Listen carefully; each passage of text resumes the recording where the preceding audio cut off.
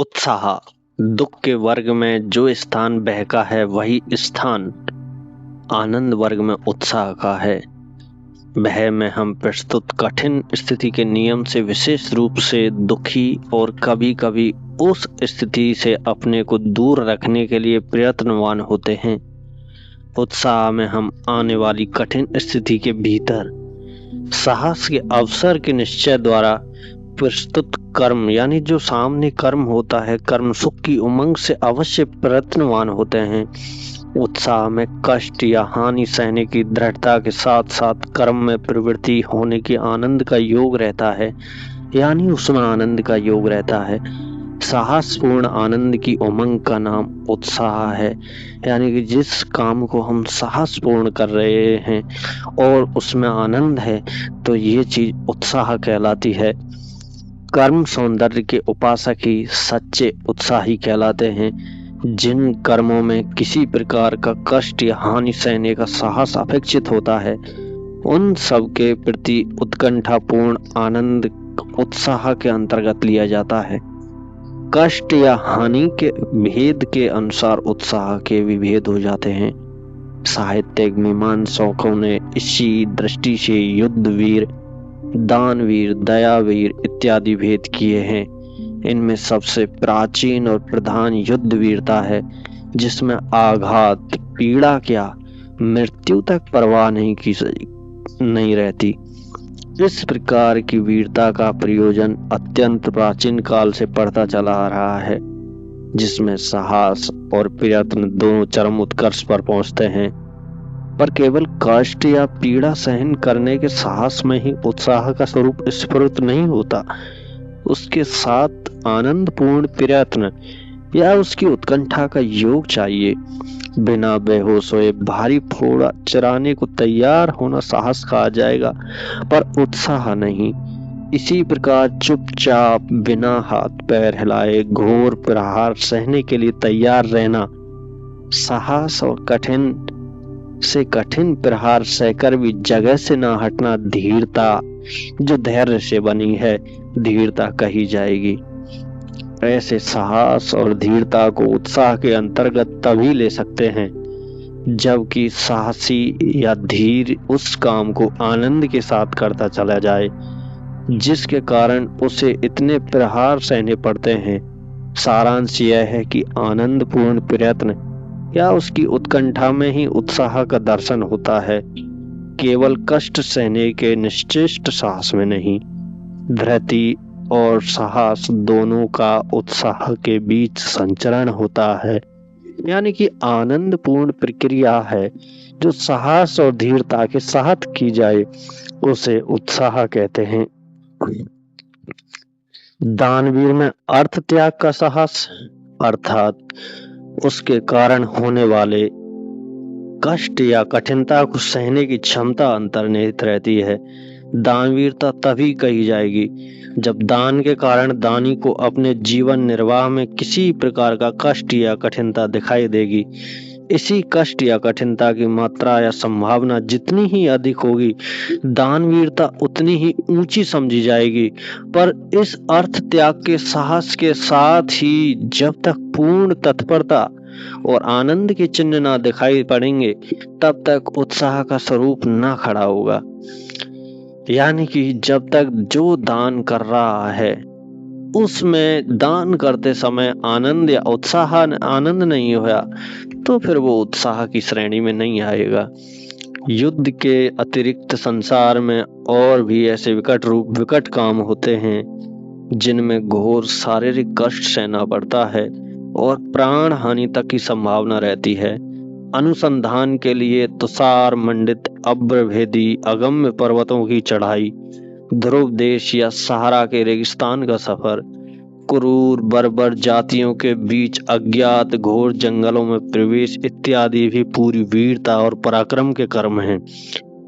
इनमें जिस आनंदपूर्ण तत्परता के साथ लोग प्रवृत्त हुए हैं वह भी उत्साह ही है, यानी कि एडवेंचर होता है। जो मनुष्य शारीरिक कष्ट से ही पीछे हटने वाला प्राणी नहीं है। मानसिक कलेश की संभावना से भी बहुत से कर्मों की ओर प्रवृत्त होने का साहस उसे नहीं होता। मानसिक कलेश की संभावना से भी बहुत से कर्मों की ओर प्रवृत्त होने की साहस उसे नहीं होता। जिन बातों से समाज के बीच उपहास, निंदा, अपमान इत्यादि का भय रहता है, उन्हें अच्छी और कल्याणकारिणी समझते हुए भी बहुत से लोग उनसे दूर रहते हैं।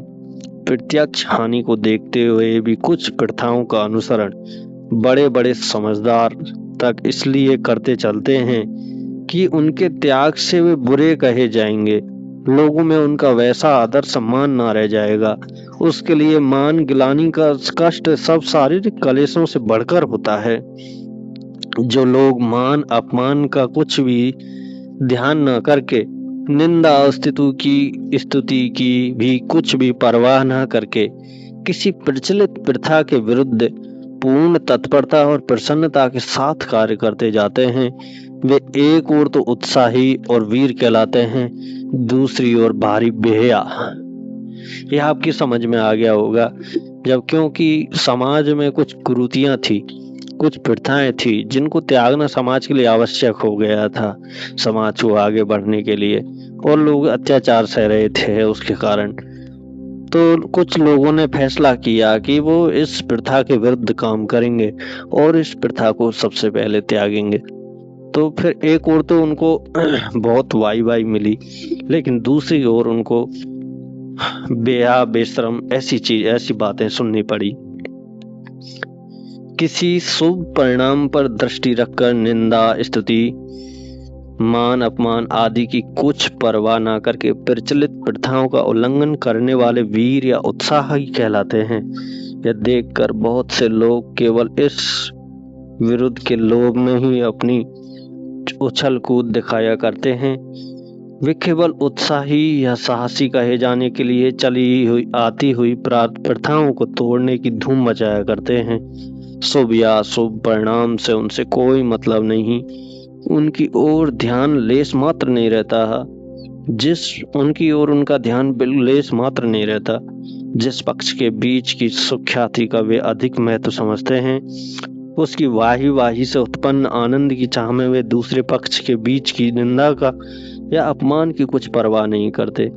ऐसे ओछे लोगों के साहस या उत्साह की अपेक्षा उन लोगों का उत्साह या साहस भाव की दृष्टि से कहीं अधिक मूल्यवान है, जो किसी प्राचीन प्रथा की, चाहे वह वास्तव में हानिकारणी ही हो, उपयोगिता का सच्चा विश्वास रखते हुए प्रथा तोड़ने वालों की निंदा, उपहास, अपमान आदि सहा करते हैं।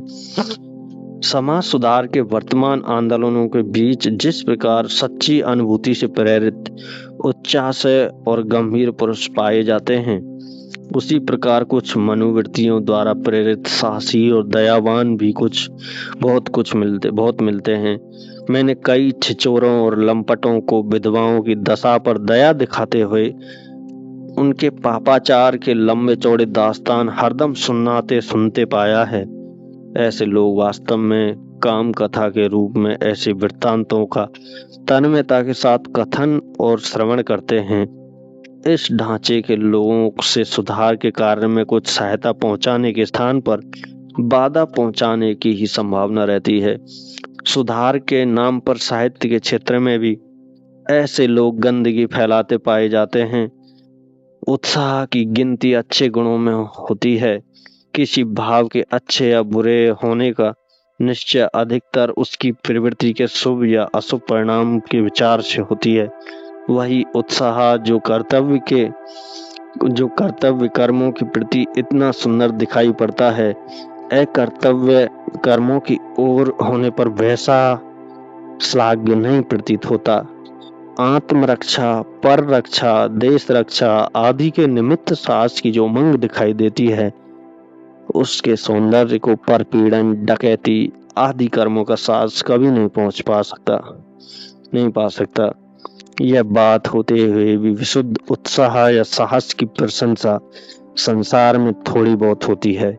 अत्याचारियों या डाकुओं के शौर्य और साहस की कथाएं भी लोग तारीफ करते हुए सुनते हैं।